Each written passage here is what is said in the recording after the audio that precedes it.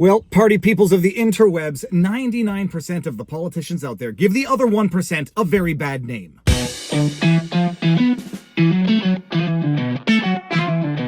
Viva Fry, former Montreal litigator turned current Florida rumbler, back in my home office for another vlog. And yes, politicians truly are the scum of the earth, right up there with lawyers. By the way, that intro was an old joke from the practice of law. 90% of lawyers out there give the other 10% a bad name. Well, there's a reason why so many lawyers become politicians. Lawyers live with the reputation that they deserve, and when, for whatever the reason, a disproportionate amount of politicians are former lawyers, politicians live with the gross reputation that they deserve. And today is a story of yet another politician defaming a journalist, Matt Taibbi. From the National Review, Matt Taibbi files $10 million libel lawsuit against Democratic Congresswoman. Now, for those of you who may have forgotten or may not have known this in the first place, because the news cycle moves very fast, Matt Taibbi was one of the journalists behind exposing the Twitter files. He's an amazing journalist. I actually had him on the channel. He was once a darling of the left until such time as he began exposing some of the corruption on the left, and then he became public enemy #1 to the point where a Democratic Congresswoman is now defaming him seemingly with impunity, and we'll get to that in a second, but that's the headline. Independent journalist Matt Taibbi filed a $10 million libel lawsuit against a Democratic Congresswoman on Thursday for allegedly falsely accusing him of sexual harassment and amplifying her claim on her social media accounts. Taibbi sued Representative Sidney Kamlager-Dove, Democrat from California, in New Jersey federal court for calling him a, quote, serial sexual harasser, end quote, during a House Foreign Affairs subcommittee hearing Tuesday about online censorship. Quote, these statements are demonstrably false and were made with actual malice, either with knowledge of their falsity or with reckless disregard for their truth, end quote. Taibbi's lawsuit reads. Now, if you're anything like me, you might be asking yourself, how on earth could any subcommittee on online censorship possibly get to the point where a congresswoman is accusing the journalist of serial sexual harassment? Well, Democrats will miss no opportunity to defame, slander, and try to besmirch the good reputation of journalists who might be saying things they don't want them to be saying. And if you haven't seen the video, here is the video of what that congresswoman said, and then we're going to go right back to the beginning, the origin of the allegedly false statements. The majority is relitigating a made-up conspiracy theory about a part of the State Department that no longer exists to distract from the dumpster fire foreign policy this administration is pursuing and elevating a serial sexual harasser as their star witness in the process. Mr. Chair, I request unanimous consent to enter into the record 2 articles about the Republican witness Matt Taibbi. The first is a Chicago Reader article entitled, 20 years ago in Moscow, Matt Taibbi was a misogynist a-hole and possibly worse, and a Washington Post article titled, The 2 Expat Bros Who Terrorized Women Correspondents in Moscow. All right, so now you've heard the statements and you understand why politicians have the reputation that they have and why they deserve the reputation that they have, because they are literally the scum of the earth. But first and foremost, who is this congresswoman? Let's take a quick break from this vlog for a word from our sponsor, The Wellness Company. Could you be suffering from health issues that is caused by something invisible, bloating, fatigue, brain fog? Well, The Wellness Company might have you covered for something that you might not know exists within your body, parasites. What are the main differences between ivermectin and fenbendazole? These are 2 anti-pathogens used to treat parasitic infections and other similar types of conditions. They are used quite often in the oncology world to treat cancer. They both have as anti-pathogenic abilities. That's pretty interesting, right? Did you know that according to The Wellness Company, there are upwards of 60 million Americans who might be suffering from parasites? They are pretty much everywhere. They invade your body, wreaking havoc on your gut, energy levels, and even your brain. And the mainstream medical system doesn't want you to think about it because there could be something out there that can change your life forever. Enter The Wellness Company. The Wellness Company has your solution for you. Ivermectin, mebendazole, FDA-approved parasite solutions now combined in one cleanse combo. Just fill out a brief medical intake form to get your 3-month supply. Lots of parasite cleanses are all over social media, but not all of them live up to the gold standard of The Wellness Company. MAHA is officially here, and The Wellness Company is making these hard-to-get medications digitally accessible so that you can change your life for the best. Head over to twc.health/Viva and use promo code VIVA for $60 off plus free shipping. That is twc.health/Viva. Don't wait, cleanse your body, and get back to health today. Thank you for the sponsor, The Wellness Company, and now back to the vlog.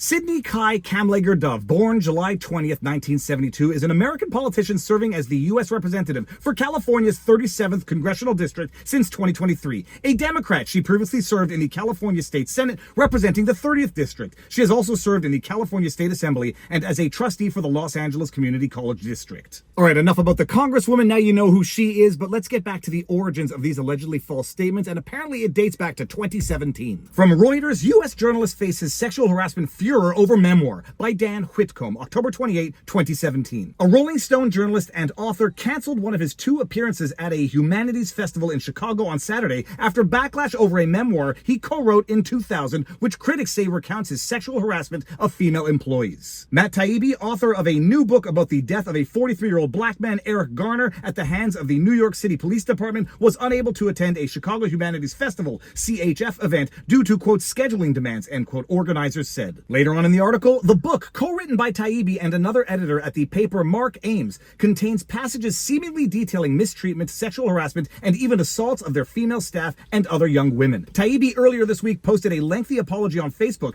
saying that, quote, the exile, end quote, was fictional and intended as a, quote, giant satire, end quote, of young American expatriates living in Russia. Quote, I regret many editorial decisions that I made back then and putting my name as a co-author on a book that used cruel and misogynistic language to describe many people and women in particular, end quote. Taibbi said in the statement, quote, I hope readers can forgive my poor judgment at that time, end quote. Bottom line, the explanation, and you can take it or leave it, although it seems many people took it because it is in fact not just an explanation, it is the explanation. The article was never real, it was satire, poor judgment at the time, but everybody knew it was satire. Or at least let me clarify, everybody knew it was satire after Matt Taibbi explained it was satire and that it was confirmed to have been satire at the time. So that is the scandal, an 8-year-old story about an article or something that he published which was satire, although poorly conceived satire. That was resolved nearly 8 years ago, until such time as Congresswoman Dove repeated these statements again in modern times as though it was a fact that Matt Taibbi was a serial sexual harasser. And Dove didn't just say this during the committee hearings, she then took to social media X and Blue Sky,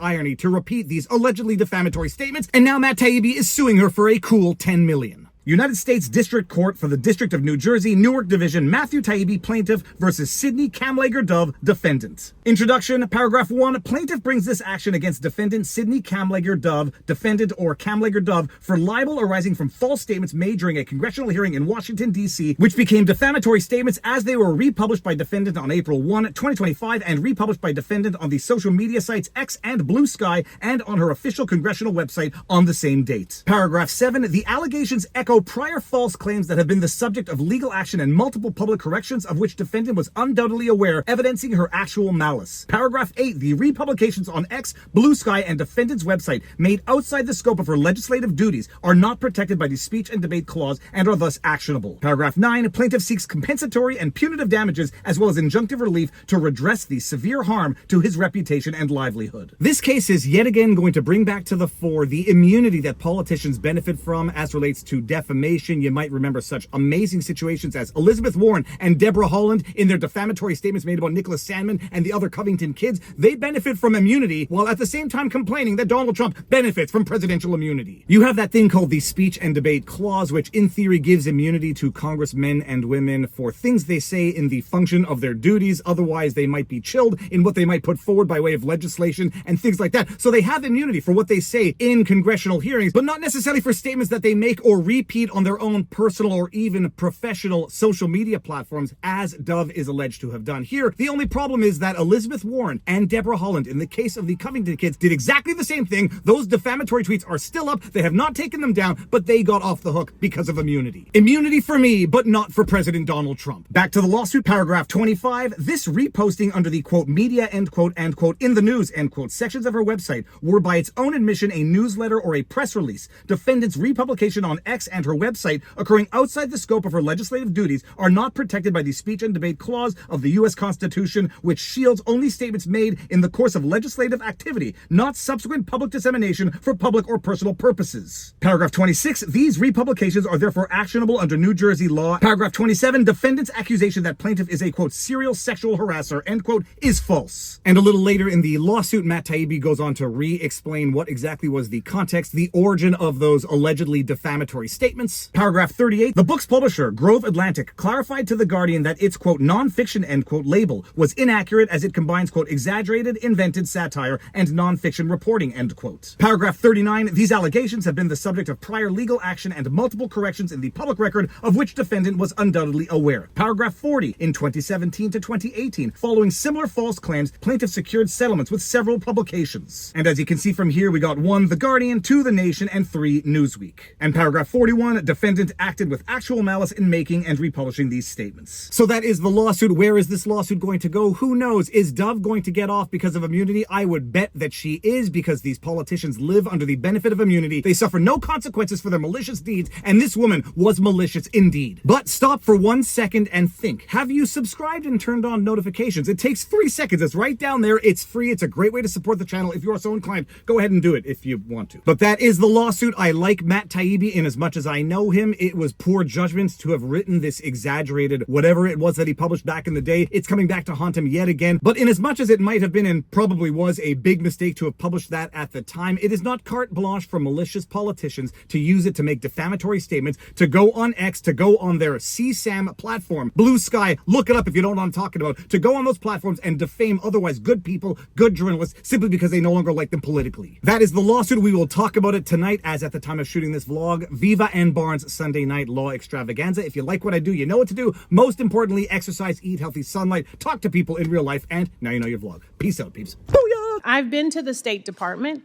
and I do have concerns about censorship of the employees who are terrified to say the wrong thing, to say anything, or have the wrong word in their job title and be terminated by an administration that publicly relishes punishing people for their speech. If we want to talk about censorship, we should begin with Trump's unprecedented assault on the First Amendment and rule of law.